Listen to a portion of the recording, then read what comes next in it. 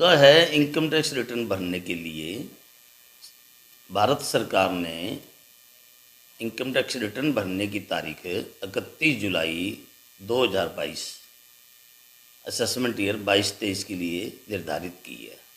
अगर हम लोग 31 जुलाई तक रिटर्न नहीं भरते उसके बाद हैवी पेनल्टी है। उसमें 1,000 रुपये भी है, 5,000 रुपये भी है, 10,000 रुपये भी है। परंतु सरकार के खुद के जो डॉक्यूमेंट्स है वो अभी तक पोर्टल पे नहीं बोल रहे हैं। उदाहरण के लिए 26 AS है। अब उसमें व्यापारी का पता लगता है उसका TDS कितना है, कितना टैक्स कट गया, क्या क्या इनकम हुई है, वो कंप्लीट नहीं हुए तो व्यापारी अपनी रिटर्न कैसे भरे। 26 AS बोले, उसके बाद फार्म नंबर 16 जो है सैलरी वालों के हैं वो अभी तक सरकार की तरफ से नहीं मिल रहे, तो इतनी जल्दी कैसे पॉसिबल। और गवर्नमेंट के फार्म ही जो हैं 1 अप्रैल को ऑनलाइन हो जाने चाहिए, वो भी लेट हुए। तो हमारी मुख्य मांग यही है कि इसको कम से कम 2 महीने या 3 महीने की डेट और एक्सटेंड की जाए ताकि व्यापारी को नाजायज़ जो है पेनल्टी ना लगे। बिना मतलब की जो पेनल्टी लगती है वो बहुत नुकसानदायक होती है।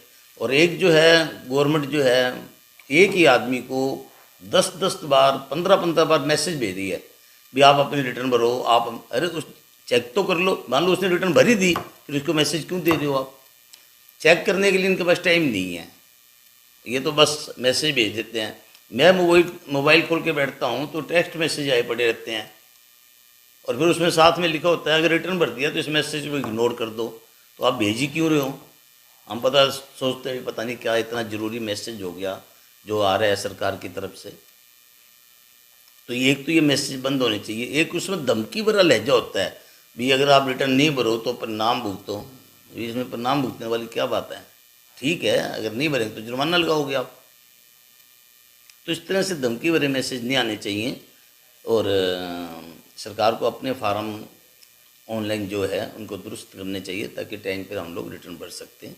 और इसीलिए हम भारत सरकार से, वित्त मंत्री से, CVDT चेयरमैन से डिमांड करते हैं कि ये जो 31 जुलाई आपने डेडलाइन दे रखी है इसको एक्सटेंड करके 31 अक्टूबर कर दें, क्योंकि ऑडिट की रिटर्नें 31 अक्टूबर को ही जानी है।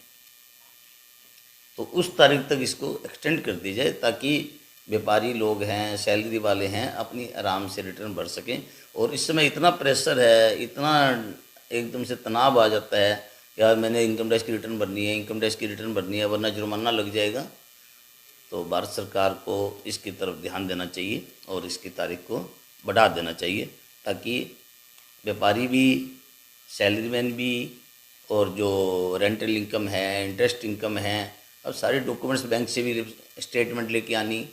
और बैंक वाले भी ऐसे हैं जो पूरी तरह देते ही नहीं और दे देते हैं तो बीच की 3 महीने की पासबुक ही खा जाते हैं। मान लो मैंने 1/4/21 से लेनी है तो वो क्या करेंगे, मार्च 22 की दे देंगे, पूरी नहीं देंगे। तो इसलिए टाइम लगता है हर एक चीज़ के अंदर। सरकार को सोचना चाहिए कि जो काम टाइम पे होगा उतना समय तो दो रिटर्न भरने के लिए।